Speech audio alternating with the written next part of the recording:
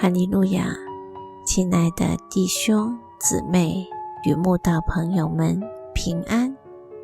今天我们要分享的是《日夜流淌心中的甘泉》这本书中4月19日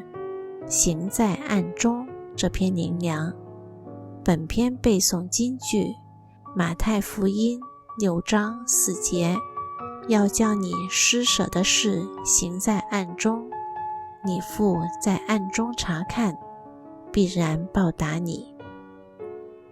假冒为善的法利赛人喜欢把善行做在人前，得到人家的赞赏，所以主耶稣就教导大家施舍、祷告、进食时都要行在暗中，不要行在人前，才能得着天父的赏赐。因为法利赛人施舍时会在人前吹号，唯恐别人不知道，也喜欢行在会堂里和街道上，故意要得人的荣耀。他们祷告的时候，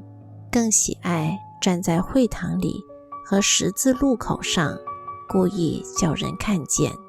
甚至进食时还会故意把脸弄得很难看，并在脸上装出愁容，叫人明显看出他们是在进食。对于这些行为，主耶稣只有一个评语，就是他们已经得了他们的赏赐。意思就是说，除了大家都知道了这种赏赐，再也没有其他从神而来的赏赐了。这不是很傻吗？选择故意让人看见，结果却让神不想看见，而得不到从神而来的更大的赏赐。如果我们的施舍、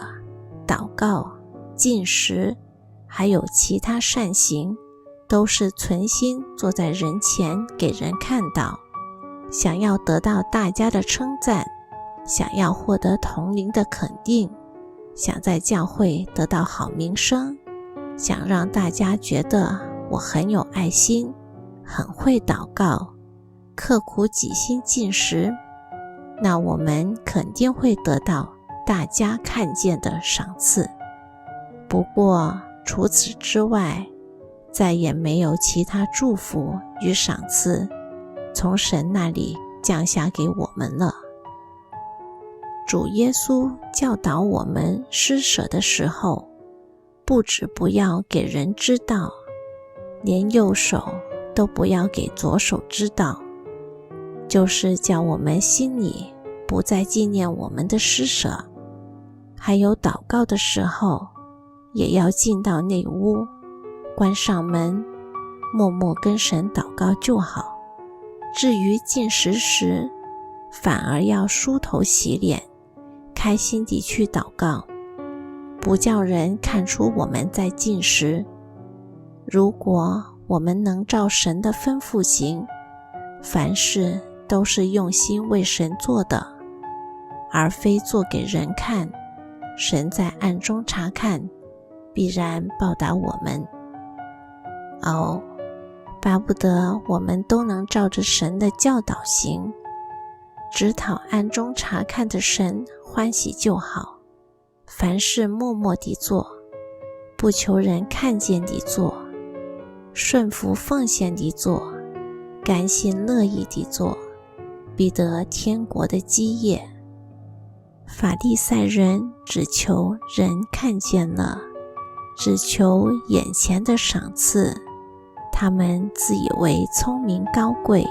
其实是最傻的一群人啊。